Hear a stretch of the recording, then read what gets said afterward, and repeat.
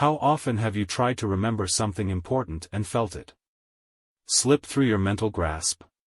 Perhaps you were having a conversation and couldn't remember a fact that would have convincingly supported your point of view. Maybe you conceived of a brilliant new idea while driving or in transit, but by the time you arrived at your destination, it had evaporated. How often have you struggled to recall even one useful takeaway from a book or article you read? In the past, as the amount of information we have access to grows, such experiences are becoming more and more common. We're flooded with more advice than ever, promising to make us smarter, healthier, and happier. We consume more books, podcasts, articles, and videos than we could possibly absorb.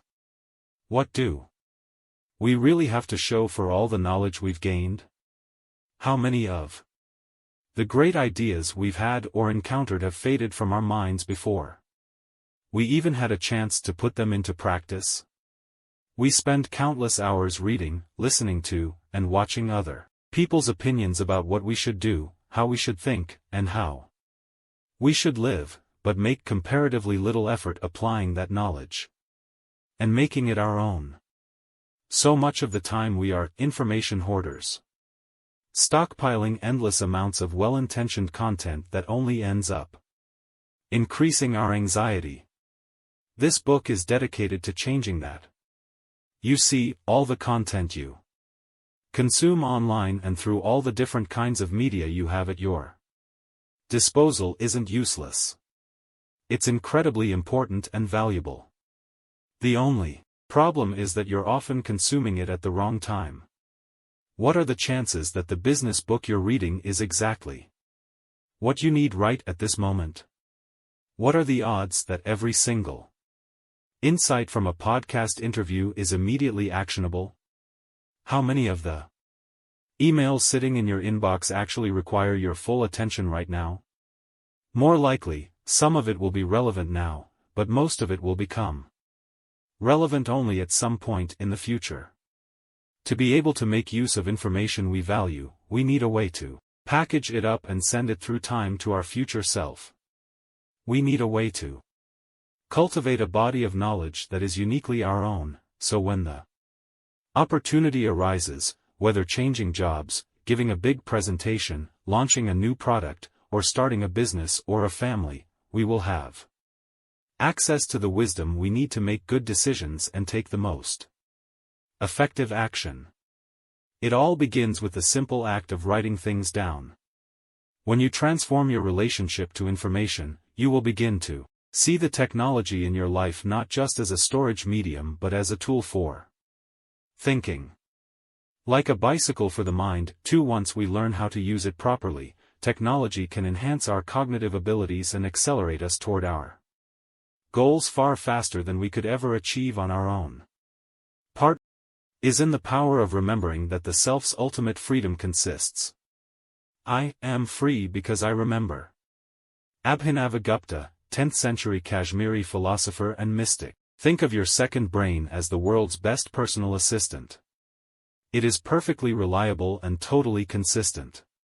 It is always ready and waiting to capture any bit of information that might be of value to you. It follows directions, makes helpful suggestions, and reminds you of what's important to you.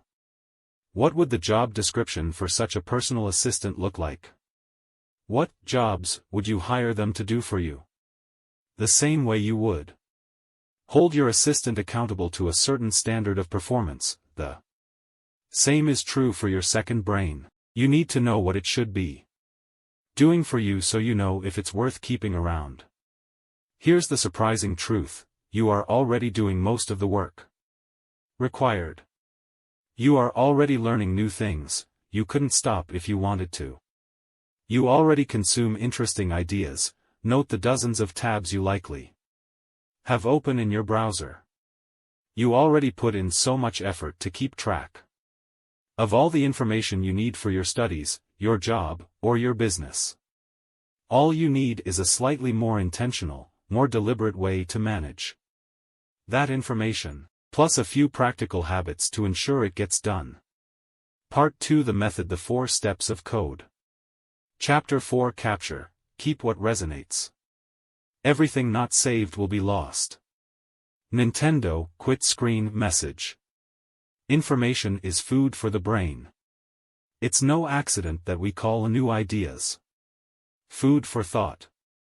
It's clear that we need food and water to survive. What may not be so clear is that we also need information to live, to understand and adapt to our environment, to maintain relationships and cooperate with others, and to make wise decisions that further our interests. Information isn't a luxury, it is the very basis of our survival. Just as with the food we put into our bodies, it is our responsibility and right to choose our information diet. It's up to us to decide what information is good for us, what we want more of and less of, and ultimately, what we do with it. You are what you consume, and that applies just as much to information as to nutrition. A second brain gives us a way to filter the information stream and cure it. Only the very best ideas we encounter in a private, trusted place. Think of it as planting your own knowledge garden where you are free to cultivate your ideas and develop your own thinking away from the deafening noise of other people's opinions. A garden is only as good as its seeds, so we want to start by seeding our knowledge garden with only the most interesting, insightful, useful ideas we can find. Capture isn't about doing more. It's about taking notes on the experiences you're already having. It's about squeezing more juice out of the fruit of life, savoring every moment to the fullest by paying closer attention to the details. Don't worry about whether you're capturing correctly. There's no right way to do this, and therefore, no wrong way.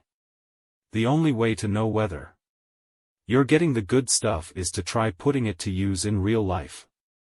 We'll get to that soon, but in the meantime, try out a couple of digital notes apps and capture tools to see which ones fit your style. Don't forget the resource guide I've put together to help you make your choice.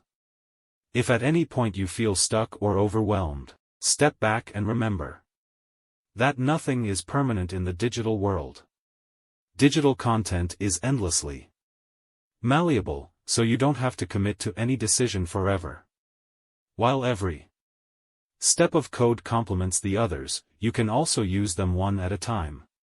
Start with the parts that resonate with you and expand from there as your confidence grows. Chapter 5: Organize, save for actionability. Be regular and orderly in your life so that you may be violent and original in your work. Gustave Flaubert, French novelist. Practice capturing new notes, organizing them into folders, and moving them from one folder to another. Each time you finish a project, move its folder wholesale to the archives, and each time you start a new project, look through your archives to see if any past project might have assets you can reuse. As you create these folders and move notes into them, don't worry about reorganizing or cleaning up any existing notes. You can't afford to spend a lot of time on old content that you're not sure you're ever going to need. Start with a clean slate by putting your existing notes in the archives for safekeeping.